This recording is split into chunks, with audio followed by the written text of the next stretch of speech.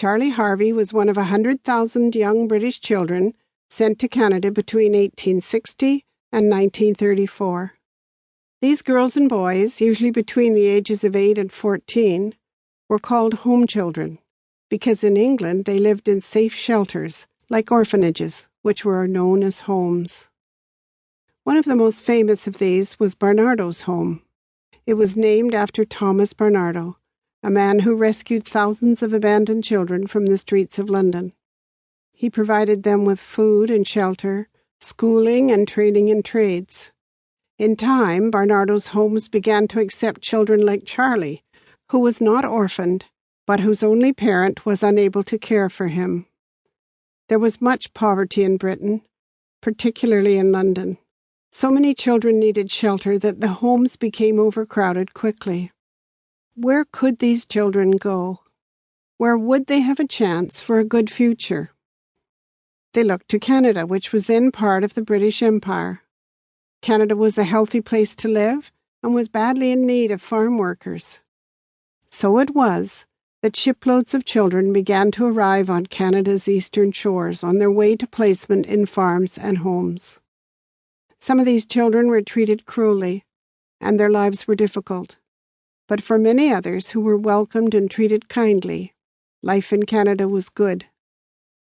Showing courage, commitment, and a capacity for hard work, most home children went on to lead successful lives as productive citizens in all professions, making a significant contribution in every part of Canada.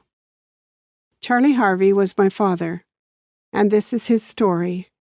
If I could ask him now, I know he'd say that being a home child gave him an extraordinary opportunity to have the kind of life he'd never have had in England.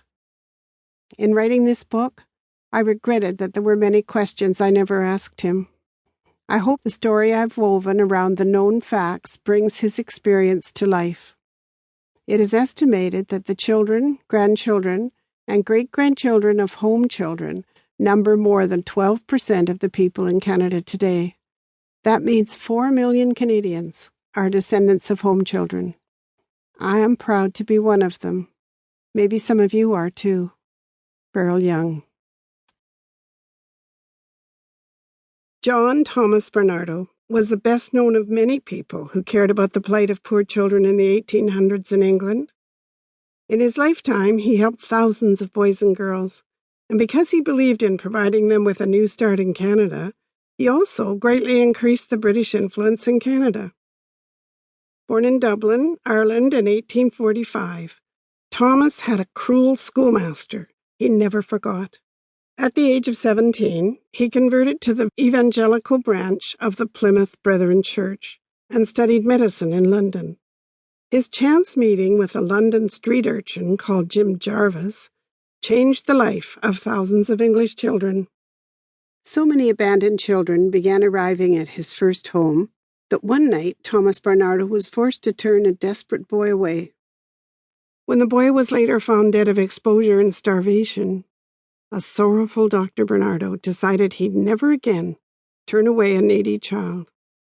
He had a sign made to go over the doorway of the home. No destitute child ever refused admission. With his waxed moustache and penetrating eyes, Dr. Barnardo was a familiar figure around London. He was a dapper 5'3" tall and always wore a silk top hat to make himself appear taller.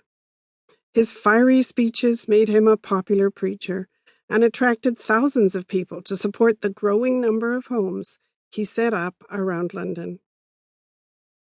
At Dr. Barnardo's, the boys were kept busy from dawn to dusk.